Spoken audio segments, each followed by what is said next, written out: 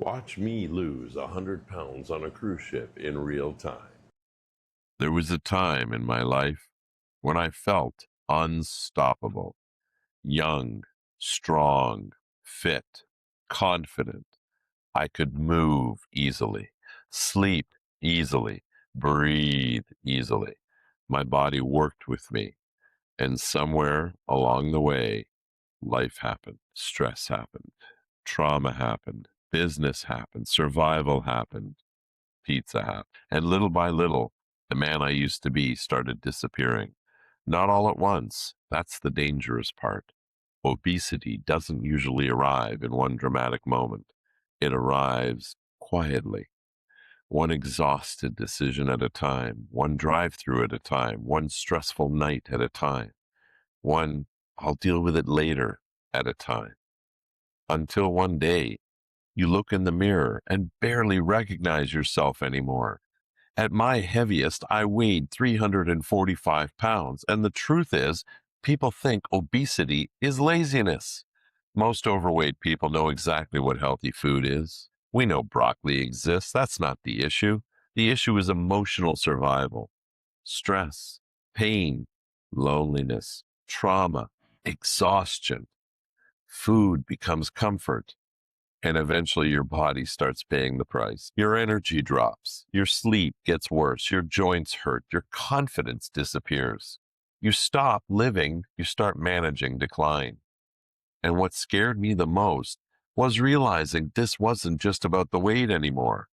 This was about time, years of my life, because the dangerous fat around the organs, the visceral fat, is directly connected to insulin resistance, inflammation, heart disease, and metabolic dysfunction. I realized I wasn't just getting older.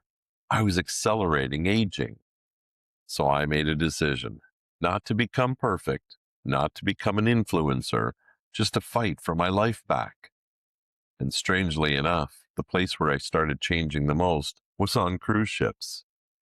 I know that sounds ridiculous, because cruise ships are basically floating temptation, unlimited buffets, pizza at midnight, desserts everywhere, alcohol everywhere. But cruise ships gave me something I hadn't had in years: space. Space to think, space to breathe, space to heal. While everybody else was racing to the buffet, I started walking the decks, lap after lap.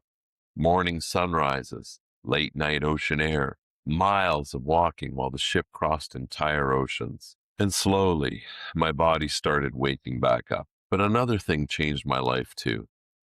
Artificial intelligence. AI became my coach. Instead of eating emotionally, I started eating intentionally. I would ask AI, what's the healthiest option in this restaurant? What should I eat after fasting? How do I keep my insulin low? What meal gives me high protein and fewer cravings later? Now, suddenly I wasn't relying on willpower anymore. I was relying on information, patterns, data, strategy.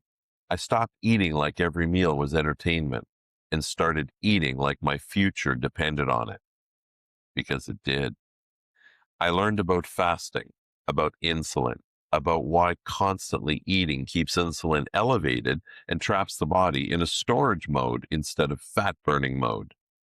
I learned that fasting wasn't punishment, it was recovery. It was giving my body enough time to lower insulin and finally access stored fat again. And then came the spa, the thermal suite, the saunas, the steam room, the cold plunges, the hydrotherapy pool. For the first time in years, I stopped treating my body like an enemy and started treating it like something worth healing. The hot and cold therapy helped inflammation.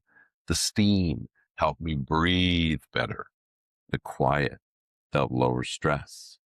And stress matters, because chronic stress and poor sleep directly affect insulin, fat storage, and inflammation. So while sailing across oceans, I was rebuilding myself. One walk at a time, one fast at a time, one healthier meal at a time, one better decision at a time. And slowly, 345 became 330, 330 became 315. 315 became 299. And today I'm 280 pounds. 65 pounds gone.